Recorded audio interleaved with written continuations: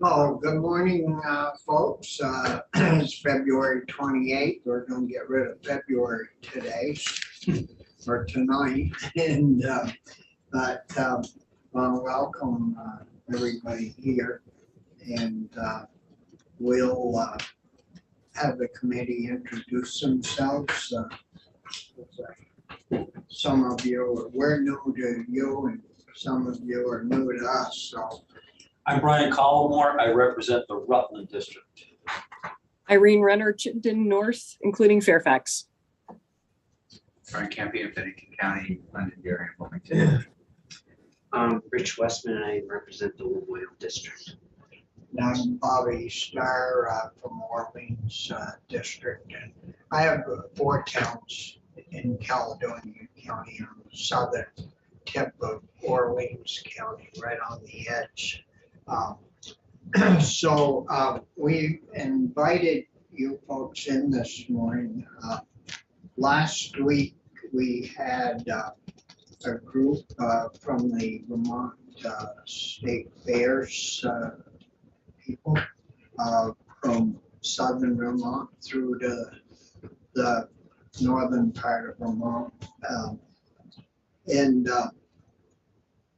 They brought up the subject of impervious surfaces that they were thought anyways they were going to have to deal with in the next few years, and we haven't had you folks in to figure out if it's a state rule or a federal thing or what it is. And their issue is that they own quite a few acres with their fairgrounds, and they have a lot of green spaces that they don't use for their fair. And they were also concerned that some of them, I think at least 2. One was well over $1 million to comply with what they've been told. Another one was just under $1 million, and the sad part about it is they don't have 2 pennies to rub together. They don't have any extra money kicking around. I know Addison County just went through a very extensive wastewater facility for their bathrooms, and in that Orleans County is financially not very stable. The Rutland Fair, they felt they were going through bad times, and they're back thinking that they're on the other side of the fence going forward in a positive way. Champlain Valley, of course, is the biggest fair in the state, and they even have concerns, and they run a lot of events throughout the year. But they said that the profit margin is pretty low, and so we wanted to talk with you folks and understand how it works. Do we have any say in it or not? And is there credits for green space that's on the fairgrounds where they could use it for either credits or to get rid of the water? But we wanted to hear it from you guys because you're the professionals. So I don't know which is it. Do you have any particular order that you? Yeah. So for the record, I'm John Muelling. I'm the Commissioner of the Department of Environmental Conservation. I have with me this morning Chris Donfagno, who manages the stormwater program. He can really fill you in on the technical details. Also is Patrick Monks, who's the former stormwater program manager, who's now on the stormwater finance side. So I think between the two of them, they should be able to cover your questions. And thanks for having us. Yeah, well, that's good. I guess we got the people that know then. You got the agent. That's helpful. So, yeah, you sit right up to the table there. So for the record, Chris Champagne, the program manager for the stormwater program at the Department of Environmental Conservation. And as Commissioner Beeling said, we're here to talk about stormwater management, impervious surfaces, what does any of this have to do with fairgrounds, all of that. So let's start with what is stormwater. Stormwater is water that runs off of impervious surfaces rather than soaking into the ground. Impervious surfaces are roads, rooftops, parking lots. And when we take a meadow or a patch of woods, develop it into a building or rooftop, we fundamentally change how that area behaves. Water that used to soak into the ground now runs off into nearby lakes and streams. That gets there faster, the streams flow higher, there's scour, stream channels that impacts fish and insect habitats, can impact channel stability and abutting properties. That's the hydrology or water quantity side of things. On the water quality side, those pollutants that accumulate on the landscape, sediments, nutrients like phosphorus, oil, metals, trash, all those things can wash into the streams as well, impacting the quality. So we regulate discharges from impervious surface, these stormwater discharges, primarily to protect the environment and public health, ranging from drinking water quality to fishing and boating or habitats, flood control, aesthetic, property values. All of this ties back to ultimately to public health and environmental quality. And this is true for surfaces that are used daily, as well as those that are used much less frequently. Those surfaces exist year round, they produce runoff whenever it rains. And those pollutants that I mentioned earlier accumulate on the landscape and are washed off in the next rain event. Generally, the bigger the impervious surface, the closer it is to the water body, the larger the impact that it has. We regulate these broadly under the authority of the Clean Water Act, but also through state statute. State statute, in fact, directs DEC to regulate impervious surfaces. And we categorize them into a few different categories. New development, which is taking a parcel that's undeveloped, green space, woods, meadow, whatever, and building parking lot, built on it, something along those lines. Go ahead. Yeah, when you talk about parking lots, are you talking about gravel parking lots, or are you talking about asphalt or hard packed? Both. So gravel parking lots are considered impervious? Impervious, yeah. Gravel parking lots are regulated as an impervious surface, like rooftops or roads or asphalt parking lots. So it's not like, when you do Act 250, I know a few years back,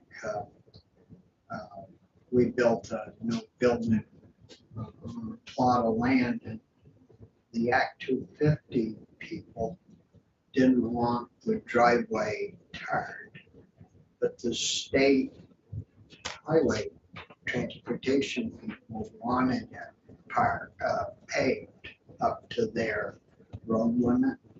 And I said, well, why don't you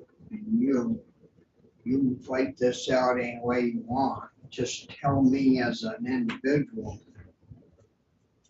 I need my Act 250 permit to build the building, and you guys are fighting over the driveway and the entry onto the road, so you settle it.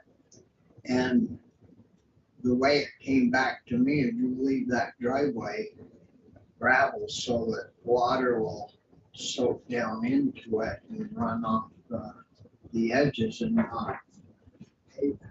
And so, but you guys look at them both in the same one. Yeah, generally, yes, gravel surfaces tend to be compacted and behave like an impervious surface more than a pervious surface, one that would infiltrate stormwater. So they are jurisdictional surfaces. Grass. Yeah, certainly. So new development again is taking an undeveloped parcel and adding impervious to it, buildings, roads, parking, etc. And then there's what's called redevelopment, which is taking an existing impervious surface and reconstructing it into another type of impervious surface. So a building to a parking lot or vice versa. And we've been doing that for decades, regulating those two types of development. The change occurred when the Federal Environmental Protection Agency disapproved the cleanup plan for Lake Champlain, which led the state to need to look more broadly at our water quality management strategies. And that was one of the driving factors in Act 64, 2015, the so-called Vermont Clean Water Act, which created the authority to regulate so-called 3-acre sites, which are parcels with 3 acres or more of impervious surface that were either never previously permitted or that were permitted to pre-2002 standards. Among other things like the required agricultural practices, the municipal roads regulations that we administer, all of that, the origin is ultimately from Act 64. It really increased the opportunities for participation in the cleanup strategies statewide by expanding regulatory authority to a variety of different activities.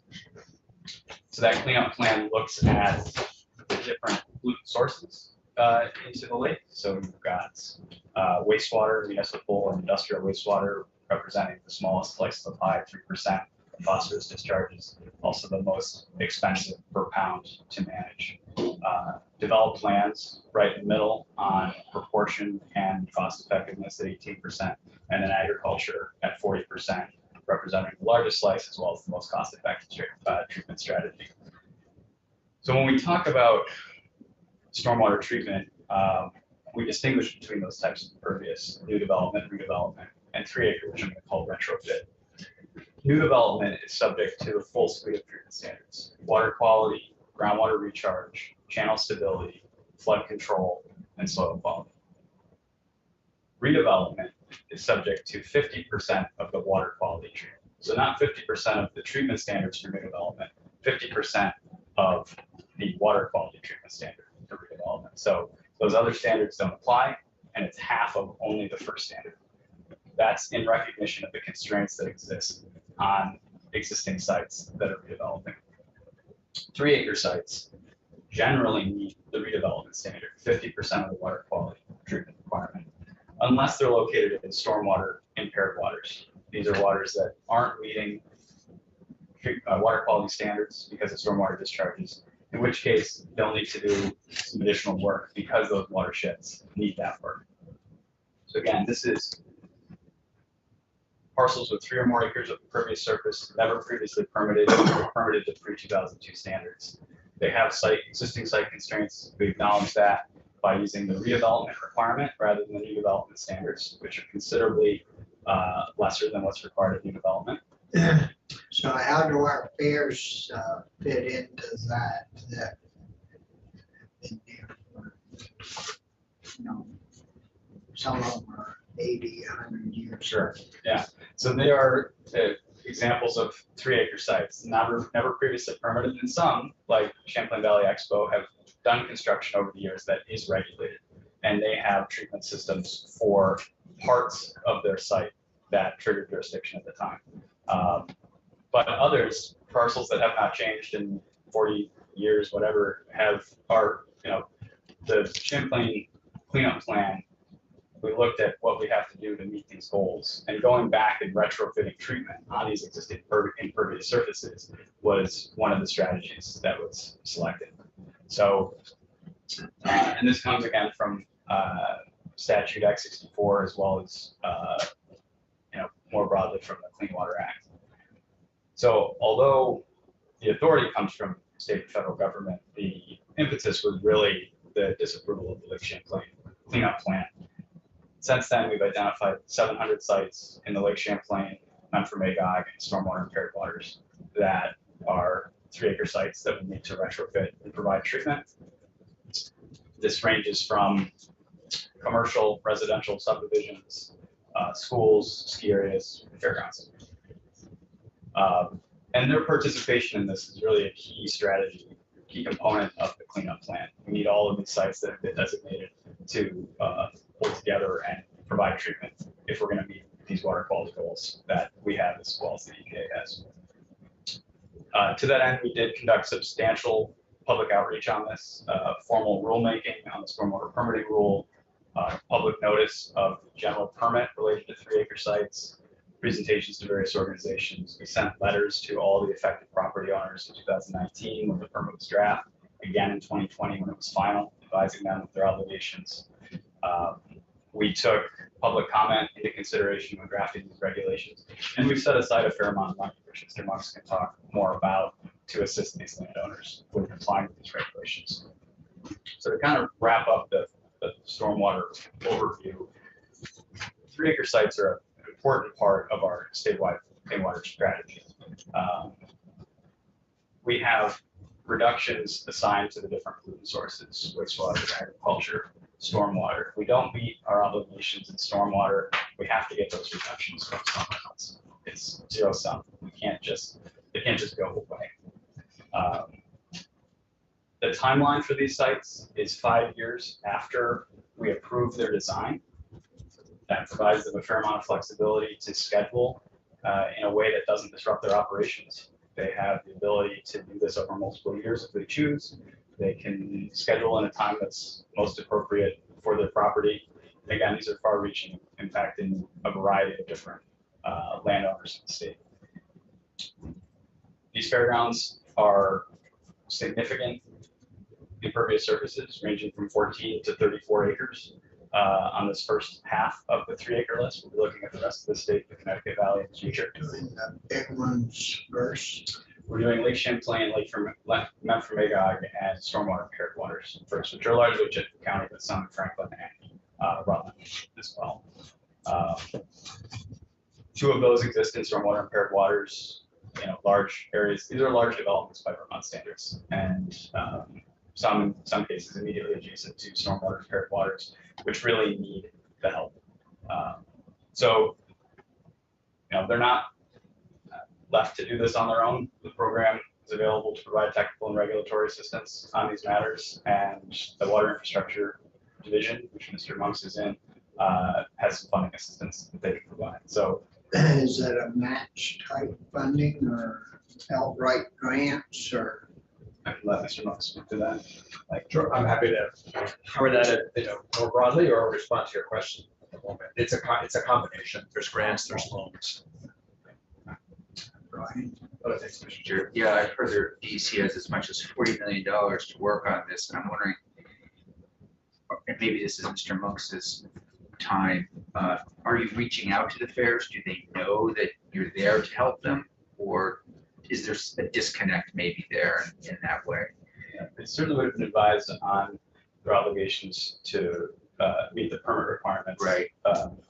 Again, look to Mr. Monks regarding funding. Sure. And just for the record, Patrick Monks, on the DEC Water Infrastructure Finance Program.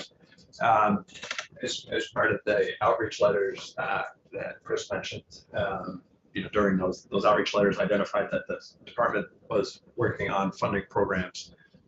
So they've been told there will be funding, and the funding programs that we're close to releasing aren't out yet.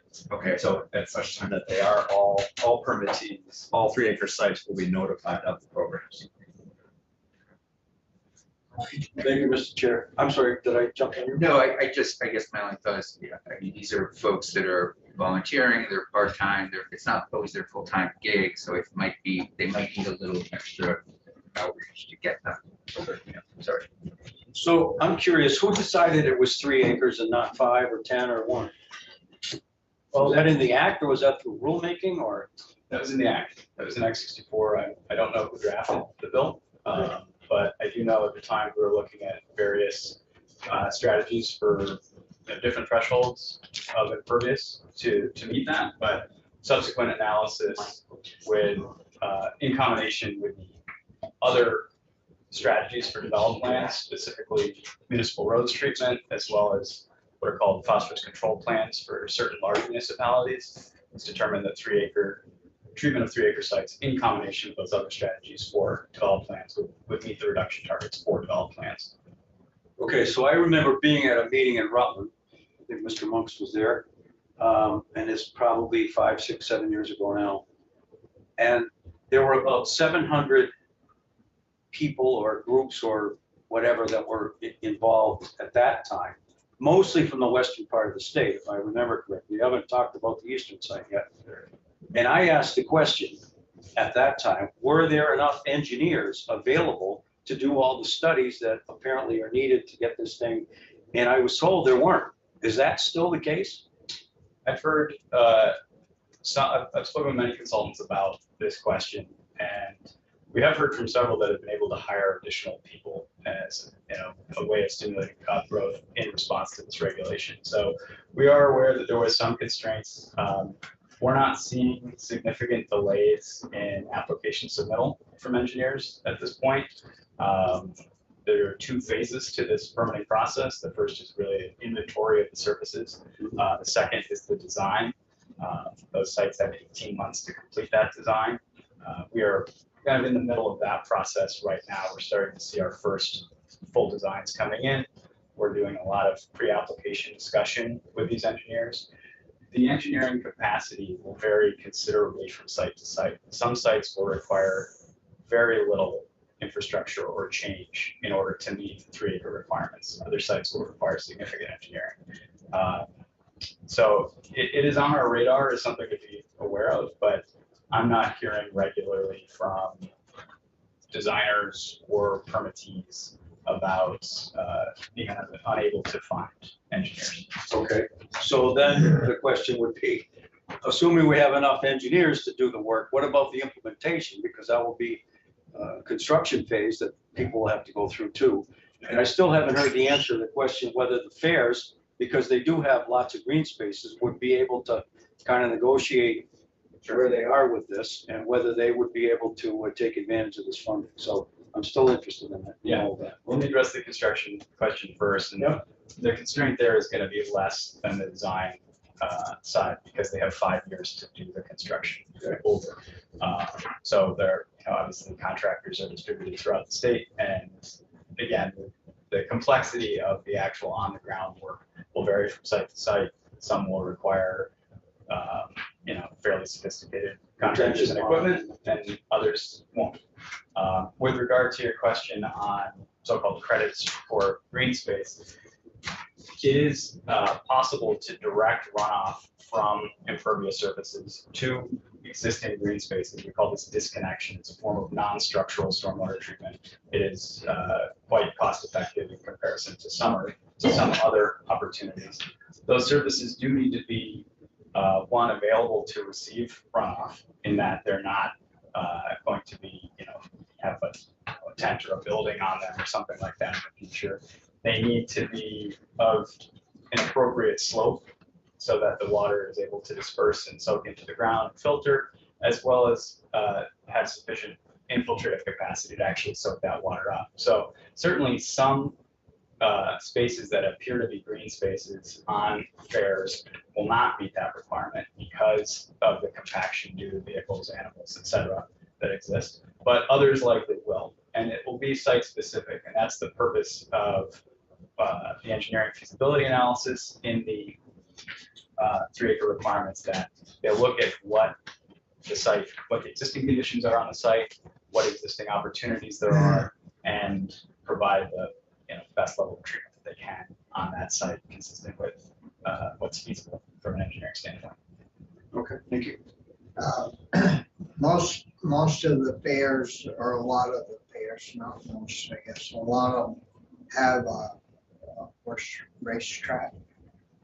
And I would figure, from what I've heard here in the last half hour, those would be considered where the water would run off, so they would be non-pervious, right?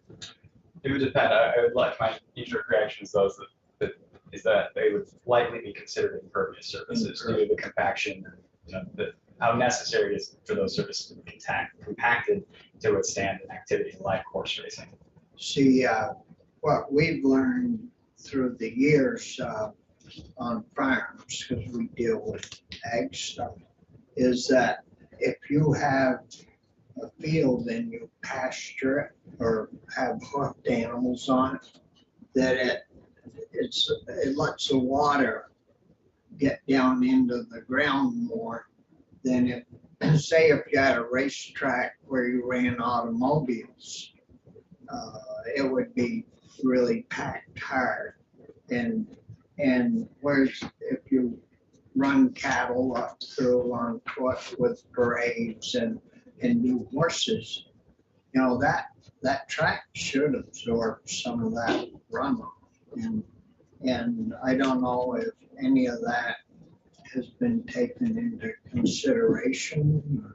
Yeah, so when we look at sites and we evaluate them and we model the amount of runoff that comes off of those sites, we do evaluate the different surfaces using what's called a runoff coefficient and consider asphalt or rooftops to be, the most impervious. There are degrees of imperviousness going from a meadow on very infiltrated soils to an asphalt parking lot. That asphalt parking lot doesn't intercept or infiltrate any water, it all runs off.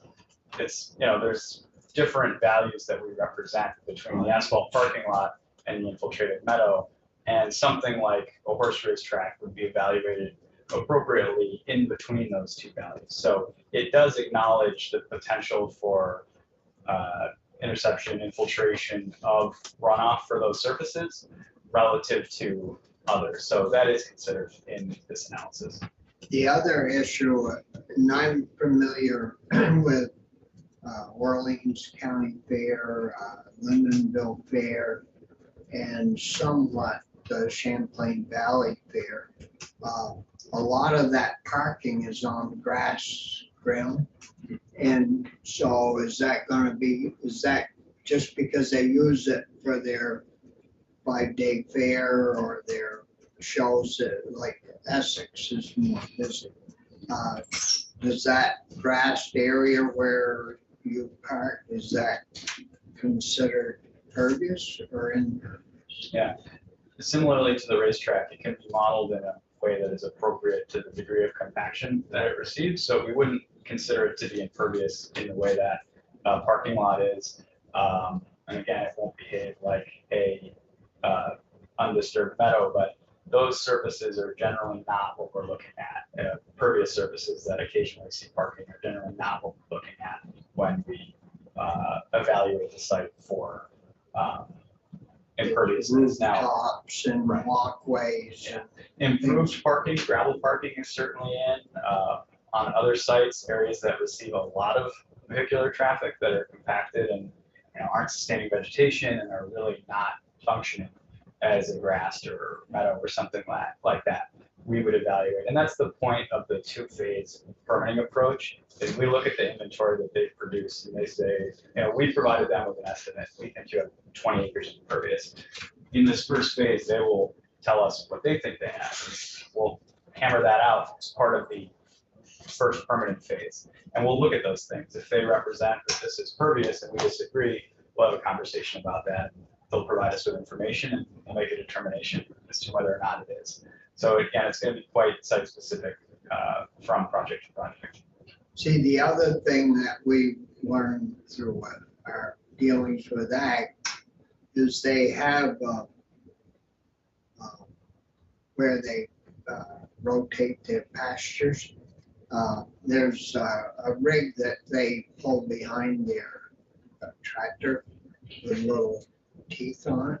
It's like a roller, but it's got little teeth that go down in and it kind of pokes holes in the soil so water can soak in.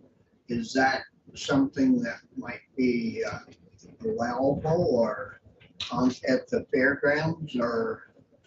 Yeah, so we'll only look at the impervious surfaces. If we determine the surface is not impervious and it's not subject to jurisdiction on it, then we won't necessarily, have interest in what they're doing with that unless they make it impervious. I've noticed like at Barton, their ground sort of slopes north and there's a big grassed area north. Yep. And where the water I would expect naturally run. Lindenville Fair, it slopes more towards the south and there's a grassed in area that way. And I don't know that much about Essex Fair. What about, well, Rutland's got a real problem because you got a brook that goes through. Yep. They have a brook that, from what we heard the other day, goes right down through the fairground. So, And does everything slope to the brook? well, I've never seen it dry. The brook. Yeah, it's a little bit different. So, you've got all different types of So those, spots and conditions in Addison County. It's all heavy clay. Yeah. so those pervious areas may be available to be used as stormwater treatment practices, depending on how the water gets to them. And keep in mind, we're talking about treatment from 50% of the water quality standards. That can be, treating a half an inch across the site or 1 inch across half the site. There's flexibility there to provide for the most cost-effective and reasonable ways of providing treatment here. And was that 50% done through rulemaking? I believe so. Yes. Yes. So if you added up all of the impervious surfaces of all the fairs that you've done so far, do you have a sense of how many acres that is? Yeah, it's about 85. 85. So that's the 4 fairs: Orleans County Fair, Addison County Fair and Field Days, State Fairgrounds. State. Correct. So, like, do you have an estimated cost of dealing with that? With those particular properties, no. It'll be quite variable across 3 acre sites. I mean, these are large 3 acre sites. They're not on the threshold of being almost 3 acres or not, right? Champlain is 10 times, 11 times the threshold size. So we would expect costs for those to scale roughly with the amount of impervious that they have. It doesn't mean that they're all in for $1 million fixes or something like that, but it does. These are not insignificant areas of impervious that we're talking about. They're not benign surfaces. In some cases, they're immediately adjacent to stormwater impaired waters. They need to be managed appropriately. Well, the two we heard from, Champlain was 1.5 million. Now, maybe they did their own engineering study already, I don't know. And Rutland was close to, if not right at about $1 million. Yeah, those two, the 2 big ones. And then the little guys, they're shaking in their boots because of projected costs. And they don't know, what they're going to do or how they're going to manage. And of course, we didn't know if there was money available to help with this or not. And where the monkey lands on us next. If you haven't got the money and they haven't got the money, they're going to come to us for money. And there's only so much money that we have to go around. So did you answer the question about whether the green areas would be any credit allowed for them or not? Yes, the presence of green space does not alleviate the presence of impervious surfaces. Even if the water runs to it? they may, so we wouldn't consider that a credit, we would consider that treatment of those surfaces. So it doesn't subtract from the impervious surface, it doesn't get them out of their obligation to provide treatment, but it may be used as low cost drainage, which potentially. would be, you know, if it took care of part of it, you'd figure that all out when you do have the design. Correct, yeah, and the designers working on this have been doing this type of work. These aren't new standards, these aren't new treatment practices. These are all things that have existed in our design requirements for a long time, and they're very familiar with this. Their challenges to figure out how to do it on these existing sites, and we've acknowledged that by scaling the treatment requirements for these sites down. If we were to have a higher threshold of impervious, we would need to do more on those sites in order to get the same amount of reduction. If we were to have a lower threshold of impervious, we would do potentially less. But again, that is established in statute. We have built programs around that 3-acre threshold and have proceeded in that direction. So there are other questions for Chris? No, thank you. It'll be interesting to hear from Patrick. Well, not that it wasn't interesting to hear from you, but it's fascinating. Highlighted my day. So, good morning. Good morning. Sure, I'm happy to answer any questions, but also I can perhaps just speak generally to the funding that the department has available for 3-acre sites. As these projects move through the process, getting their permit and then constructing, they've got 2 big chunks of costs. The first costs come with obtaining the permit. There's permit fees and there's engineering fees. Programs that we currently have available for those to assist with those costs. One includes loans under the State Revolving Loan Fund, which is a decades-long program that municipalities tend to use for all sorts of clean water infrastructure needs, repairing the wastewater treatment plant, addressing sewer overflows, and so forth. Under that program, 3-acre sites that partner with a municipality, where the municipality is the borrower of the loan. Like Essex, say. Yeah, so if Essex, Essex Junction, decided to apply for a loan, they're eligible for loan forgiveness up to $125,000 per project. That isn't gonna help. That's just with the permitting, so that goes, that's planning, the design phase. So, not all municipalities are keen to borrow money on behalf of or in partnership with private lands. Some have done it. We've did a couple loans in Berlin and South Burlington.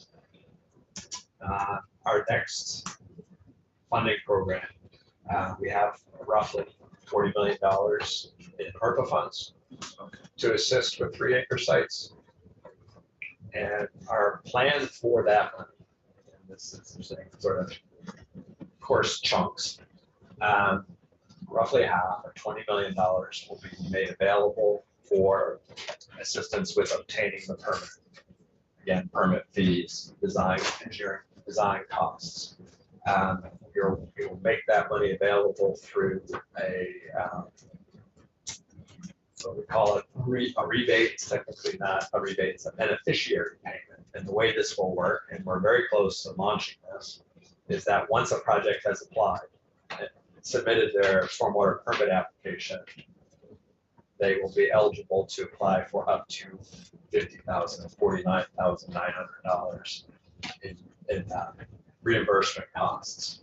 It's a formula-based reimbursement where they're getting paid per dollar of impervious surface that they have. The formula is it's $240 plus $860 per acre of impervious surface, and up to $20,000 in engineering fees. So the way that works out is a small project probably will not have $50,000 in cost. Some of the largest projects will have more than $50,000 It's a $50,000 cap, available to all 3-acre sites, except for large businesses. And there's just a very small handful of those that are 3-acre sites. So all the fairs, would be able to apply for that, for that reimbursement. And do you have any of these projects, rolling yet, or where they've done the design or Yeah, we've, the work, or? so of the 4, 2 have issued permits. 1 we've received an application for, and 1 owes us an application. We've not received the application for yet. So that, again, is the first phase of the 2-phase permitting process. And so for any project that has gone forward and already obtained their permit, that we haven't launched this program or the final sort of administrative details of it, developing the application process, they can get reimbursed after the fact. The fact that they've gone forward and obtained the permit won't harm them from getting reimbursed. Get reimbursed. That's 4 fairs, right? That's, yeah, it's for all 3-acre sites, including fairs, or would be eligible to receive So up to are there 50,000. any fairs in the 4? The 4. I'm sorry, the 4 fairs that we mentioned earlier that are on the list for this round, 2 have already received their initial permits. 1 we've received an application for, and 1 we've not yet received an application for. So, Can you break down the 4? yeah, so Vermont State Fairground, initial permit's been issued. Addison County Fair and Field Days application's been received, permits not yet been issued. Champlain Valley Expo permit's been issued. Orleans County Fair application has not yet been received. And just to be clear, as Chris mentioned earlier, the permitting is a 2-step process. The 50,000 is available when you submit what we call the full application or the full notice of intent, at which time they've incurred a lot more expenses in terms of engaging an engineer and so forth. The remainder of the 20 million, sorry, so we got the remainder of the 40 million. The plan is to provide construction assistance, to 3-acre sites, focusing on high-need residential projects, communities that are below the statewide median household income. So that would not include fairs. Fairs can apply for loans through, again, for the construction phase through the state revolving loan fund program.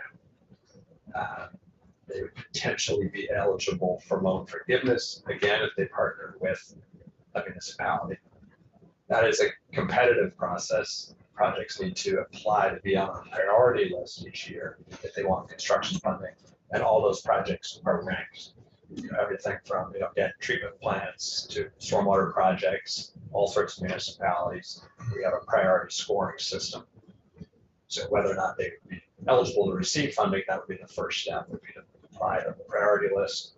And then if their score high enough, then they're potentially eligible to borrow money. Our rates are lower than market rates. We charge an annual administrative fee. We don't charge interest, but to the borrower, it's more or less the same thing. Right now, a private borrower would pay about 2.75%. And is that no forgivable loans? Those, if a private borrower comes in, they are not eligible for loan forgiveness. If they do it in conjunction with their town, they may be able to receive loan forgiveness. The amount of loan forgiveness we get each year is established by EPA, and it's not a lot of money. It's significant, it's very important to the communities, but it is also very competitive. You have 40 million, but did you say was it 700 or 7,000? There are roughly 700 3-acre sites. 3 acres. Those that affects about 8,000 people, though, 8,000 owners, because a lot of those projects are subdivisions. So there's a lot of individuals at stake there. So if I could just, trying to get clarity here. Schools would eventually have to be paid for out of, I don't even know, the municipal side of the education side of the property taxes. Yeah, and I did not touch on schools. We started our first funding program at the department. It's called the Green Schools Initiative. Using grant money, we have established a program to allow 3-acre schools to receive assistance and costs, pretty much all costs associated with obtaining a permit. And the second phase of that project is to provide construction assistance to schools. I'm not sure what fraction of construction costs will be covered by that program. It's not administered by my program. It's within my division. It's not in my immediate program. So the details are a tad fuzzy, but I'd be happy to send down a summary on the Green Schools Initiative. That would be helpful. And then there's obviously a commercial or a private sector that, let's take a car dealership that has acres of parking. That will be paid for by passing along the cost, I assume, to whatever product or service they offer to the public. So prices will go up at that point. Then there's the nonprofits, which include the fairs. And as the chair said, they're going to be in a tough situation to try to, unless they can get a lot of help, their only answer is to keep increasing admission prices. And I just don't. They're already. Yeah, I don't know what we can do there. And I'm appreciative of what we're trying to do overall. It sounds like it's still going to come out of all of our pockets somewhere, whether it's a municipal tax or a property tax or. Yeah, I mean, the overall implementation costs, we don't have a hard number because the costs vary tremendously site by site, and we've certainly all experienced a significant degree of inflation over the last several years, and certainly since this plan was hatched. But I mean, the cost, it's going to be several $100 million. There's really no way around that. Right now, we have $40 million in ARPA funds. We do have revolving loan funds, but they are predominantly loan funds that need to be implemented. So I mean,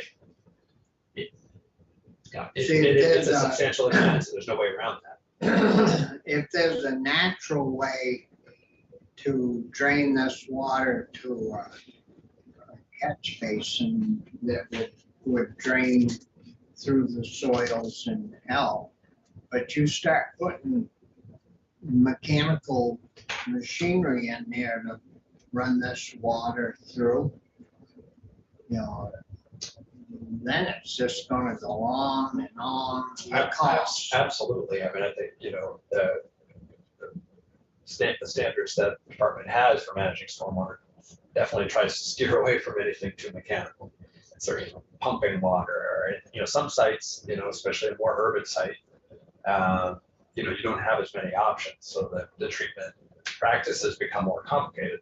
The fairs do have the benefit of having a lot of space. A lot of these 3-acre sites are just kind of paved corner to corner, and so they're going to have to go underground. So you have to cut pavement, put in catch basins, put in underground infiltration systems. That's where the very high cost per acre comes in, where you have more room, like at the fair, where yes, you can rely on natural infiltration, or if you have to build a constructed wetland or a filter, you've got the space to do it. So not to say it's still a cost, but they are better off than a lot of projects.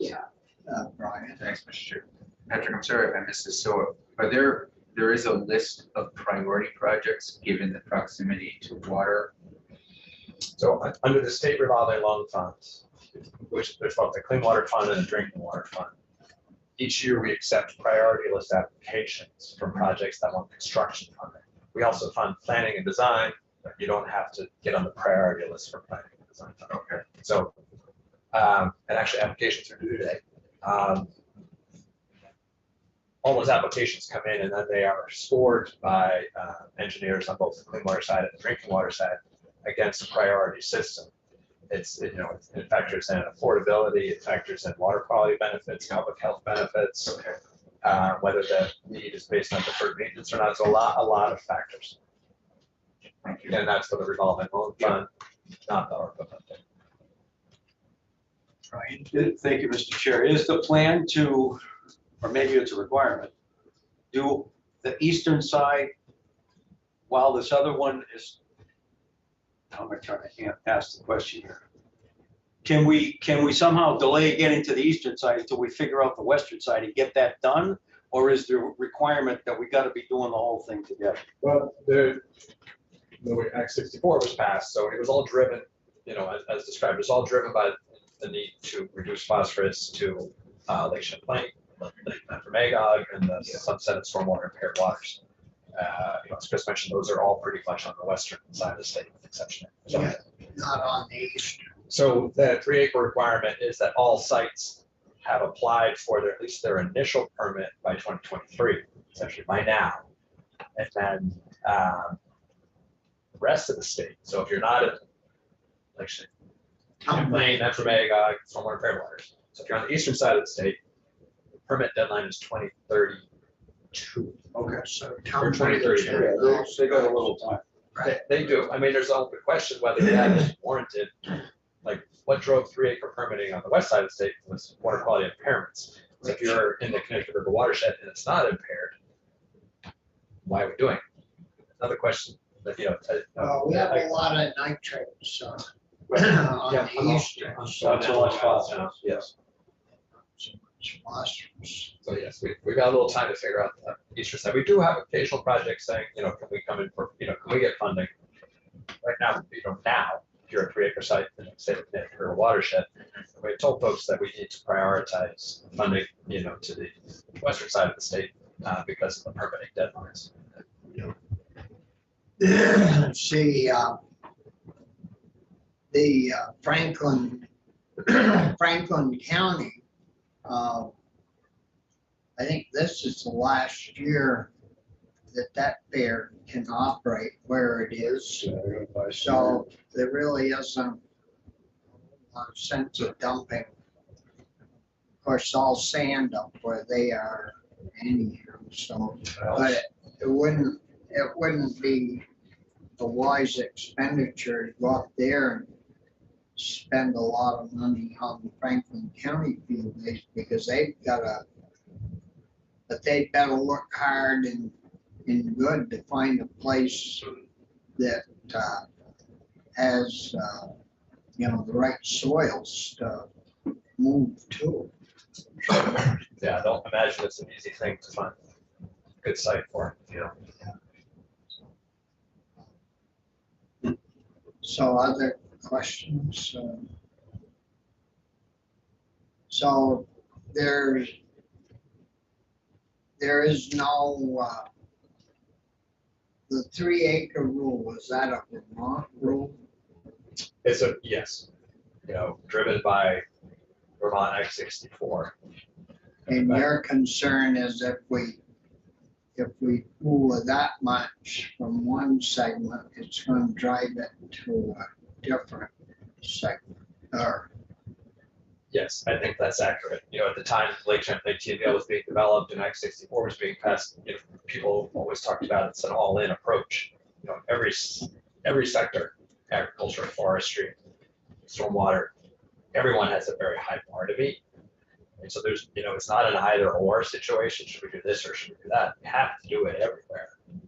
We have to, reduce phosphorus from all those different sectors. So if you take a big chunk from one, you're really raising the bar on the others. Or like in this case, if you say, all right, we're not going to treat 85 acres, the impervious associated with fairs, well, it sort of then falls to the department to figure out, all right, where do we get it?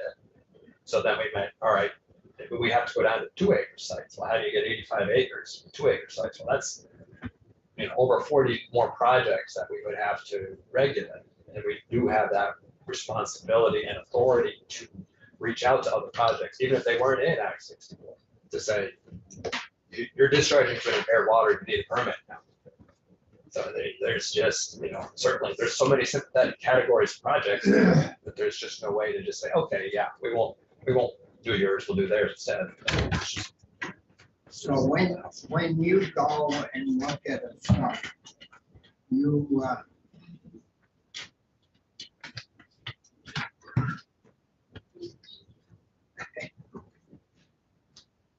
that's S5. That's another. It's a nice bill that we have to just deal with. I've been getting texts here ever since we got here about that. Oh, yeah, all morning. That's a clean heat standard. Oh, I You heard that. guys in on that? Not personally. Well, you could be, because that's what we wind up getting. I mean, that's constant. I'm sure. And a lot of them are your neighbors, you know, so you have to answer, you know, in our business, you have, like yours, you have to answer people. if they call. Absolutely. But anyways, you know, we've been known to do strange things in the legislature from time to time. I don't know, we kind of got to figure out either how to get these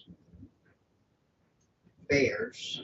Are there other nonprofits that own 3 acres or more? Yes. There are. And do you have any idea what they might be, or? Colleges and universities, Sure, that yeah. would think. Hospitals. Churches, hospitals. Hospitals, they aren't nonprofit. Hell, the guy that runs a hospital in Burlington gets about $2 million, you know. They might be classified so they don't have to pay property taxes as nonprofit. But I think everybody that works there is Making a profit. well covered. And they aren't volunteers like the Bowie County Fairs. No, yeah, point taken. I mean, yeah, you can have even. you know, There are Middlebury nonprofits and then there are nonprofits. Right. So schools, like the new school they got designed for Burlington. I mean, if you look at that, it's all there are is acres of roofs, flat roofs there. Absolutely, and they will need to obtain a stormwater permit.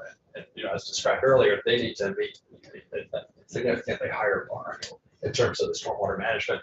Although when you're designing it in from, you know, again, when you're designing it from the get-go, So they can it's a do lot it easier. properly, yes. Yeah, it's easier, but still, you know, it'll definitely be a major design consideration for them, managing stormwater. And that's right near the lake. Absolutely. Yeah, far. Well, they have a very high bar to meet. So. Yeah, thanks. You've anticipated my question. If we were somehow to exempt the fairs, the agricultural fairs from the 3-acre rule, it would put added pressure on the remaining sectors. Yes. I'm just wondering how much of an impact it would have, and I can already foresee a big line of folks from here to State Street with similar requests. Well, you did it for them, you gotta do it for us. So So, it'd be easier to find the money. yeah, Yeah, and I mean, in the end, because it's doing good work. gotta do what's Gotta right. do it quick. I get that, but, and I don't wanna ask you a bad question, like, what would you do if you were us to try to help the fairs, because that's probably not a fair question. But we are gonna have to try to find something. Yeah. And 40 million pales in comparison, what did you say, it's probably a couple 100 million before we're, Easily. Yeah. You know. we have no more ARPA, that's gone, that was a nice memory, but. It was and it's a fantastic start, and that's where we're putting our efforts right now. Again, the state revolving loan funds, you know, is one of the future funding sources that we can rely on. We had started pre-ARPA, pre-pandemic, we had started to work with, you know, using SRF funds to help community lenders offer lower rates to borrowers. We're not, so not everyone is coming through us, but able to go through some of the other banks, so to speak. We can help, you know, and I don't understand this perfectly well, help to mitigate the risks to those lenders, so they can help folks who are non-traditional borrowers. I totally agree. I think, you know, funding is the solution. I mean, there isn't, you know, oh, let's do this, this would be more cost effective. That's not an option. We have to do these. So that, yes, I think it's funding. It's not easy, but we do have the benefit of time, you know, of 5 years before construction to you know, to lead it out, so to speak. Yeah. Before I move to Brian, are they gonna be able to, if they have a design, are they gonna be able to use local contractors to do this work, Yes. they aren't gonna have to be a Pacific contractor. Projects As long can as certainly they use follow- the contractor of their choice. If they are obtaining a loan through the state revolving loan fund, the scope of work and so forth is reviewed by the engineers to make sure everything's reimbursable and so forth. There's certain, steps. The SRF does add expense in terms of meeting all the federal standards. But they can use certainly the local contractor. Because some of these fairs have, like Orleans, Bicycle Fair, Orleans County. That guy that was here, C-Card, Yeah, Jason. yeah, he's a mayor. And, he's got all kinds of big equipment to dig with, bulldozer, I mean, you name it, and he has it. Well, I could see, we have a lot of people that donate their equipment or time to these fairs because they're into that, like down in Addison County, Brian Carpenter donates a lot of time and equipment to making that, fair so they can have it. And so I can see where Essex, I think, I doubt if they have a lot of big donors or local people that have a lot vested in that fair. It's pretty commercial. Yeah. So anyways, they can use their local contractor.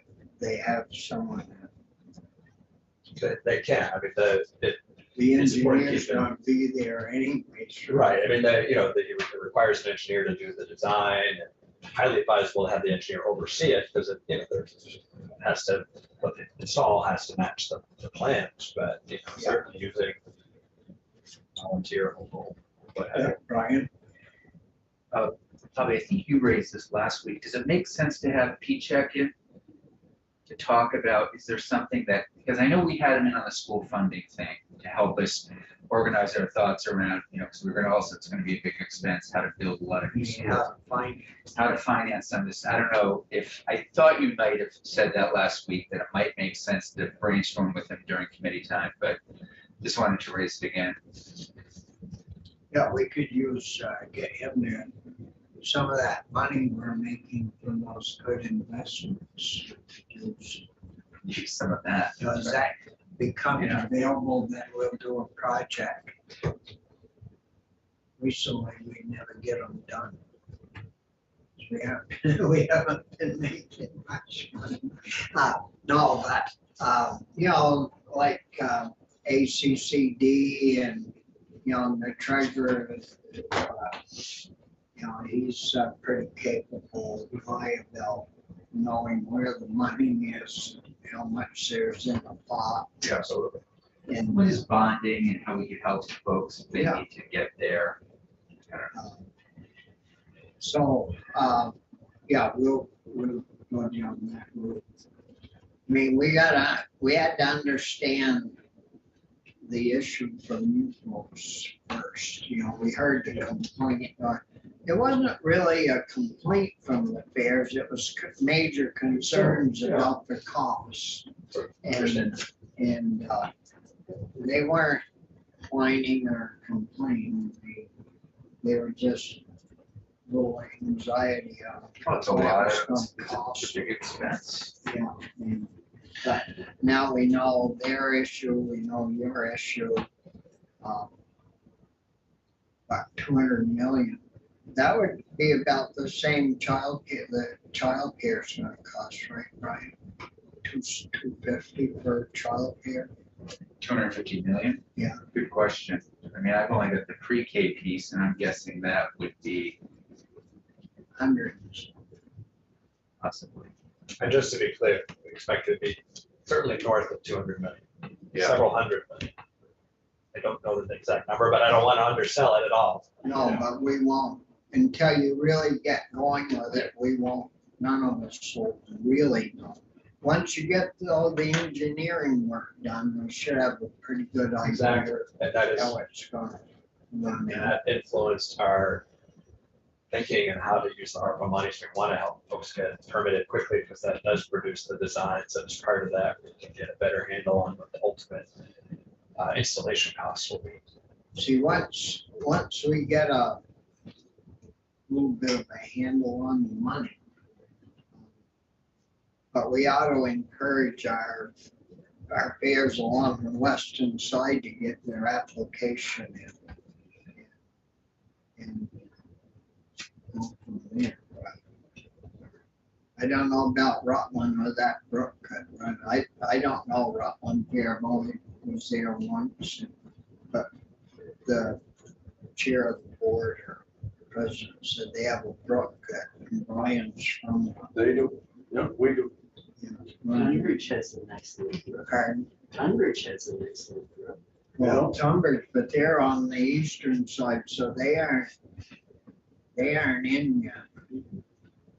And they're in the nitrates and. See, they have 3 acres. Oh, I Yeah. bet. Well, I can't imagine there's a fair that doesn't. I bet Tunbridge is, they've got a lot of barns and buildings. Oh, yeah. I've seen them all get cleaned out too.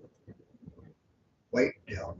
I mean, I've seen the water running right down through. Yeah, they got some pretty nice buildings in Linden. Linden got some nice new exhibit buildings and barns for their animals. They ripped out most all of them. No, the Bears have done pretty well.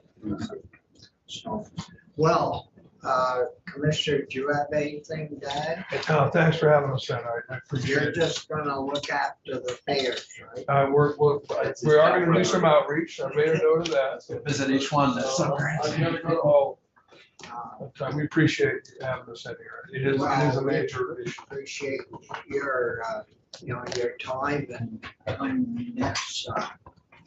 Because if you don't, in this place, if you don't do something when you're working on it, you kind of lose track and. Sure.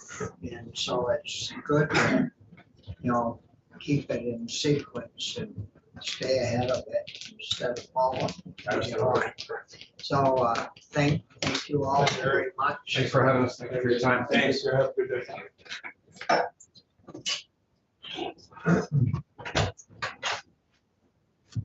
To the bathroom, I'll be right back. Well, I'll join you. Yeah, we, Got a second? You said? we take a little. Yeah. 5 or 10 minute delay.